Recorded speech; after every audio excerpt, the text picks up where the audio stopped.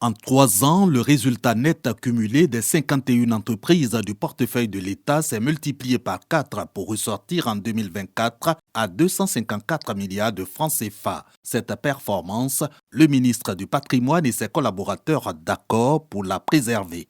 Il faudrait que les administrateurs qui représentent le ministère en charge du portefeuille de l'État, garant donc de la supervision de ce système, soient suffisamment imprégnés de certaines questions, qu'ils jouent un rôle moteur pour faire en sorte que tout ce qui est relatif à la mise en œuvre des recommandations des différents instruments de contrôle et de performance puisse effectivement être pris. Sur la gouvernance de ces 51 sociétés d'État, faible niveau de mise en œuvre des bonnes pratiques, entre autres reporting financier périodique, tenue des assemblées générales des conseils d'administration, transmission à bonne date des lettres de mission, suivi des recommandations des audits.